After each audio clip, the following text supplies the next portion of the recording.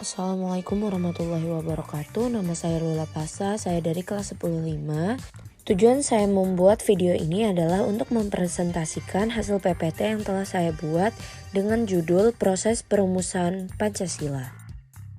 Yang pertama, kita masuk pada bagian BPUPKI. Pada tanggal 28 April 1945 diumumkan pengangkatan anggota BPUPKI. Upacara peresmiannya dilaksanakan di Gedung Chuo Sangi In di Pejambon, Jakarta, yang sekarang dikenal dengan Gedung Departemen Luar Negeri. Ketua BPUPKI yang ditunjuk Jepang adalah Dr. Andes Rajiman Wedioningrat, wakilnya adalah Ichi Bangase dari Jepang, dan sebagai sekretarisnya adalah Randi Panji Suroso. Masa persidangan pertama BPUPKI segera mengadakan persidangan pada tanggal 29 Mei 1945 sampai dengan 1 Juni 1945, membahas rumusan dasar negara untuk Indonesia Merdeka. Tersebut disampaikan oleh Mr. Muhammad Yamin, Mr. Supomo, dan Insinyur Soekarno.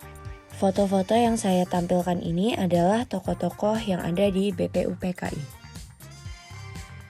Masa persidangan pertama BPUPKI berakhir, tetapi rumusan dasar negara untuk Indonesia Merdeka belum terbentuk. BPUPKI membentuk panitia perumus dasar negara yang beranggotakan 9 orang sehingga disebut Panitia 9.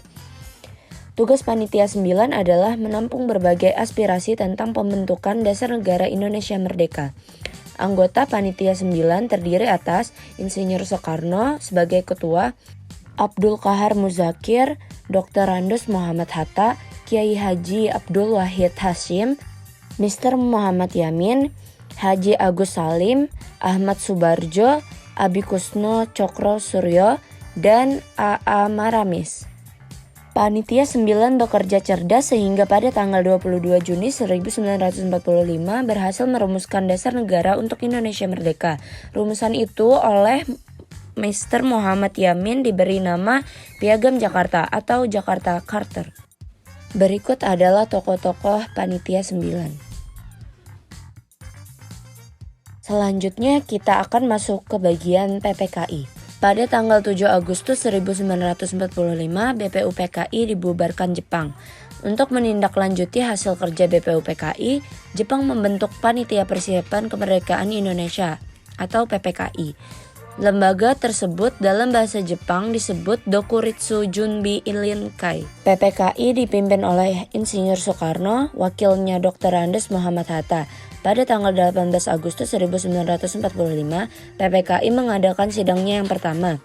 Pada sidang ini, PPKI membahas konstitusi negara Indonesia, Presiden dan Wakil Presiden Indonesia, serta lembaga yang membantu tugas Presiden Indonesia. Rancangan hukum dasar yang diterima BPUPKI pada tanggal 17 Juli 1945 setelah disempurnakan oleh PPKI disahkan sebagai Undang-Undang Dasar Negara Indonesia. Undang-Undang Dasar itu kemudian dikenal sebagai Undang-Undang Dasar 1945. Itu tadi presentasi dari saya, mohon maaf apabila ada kekurangan.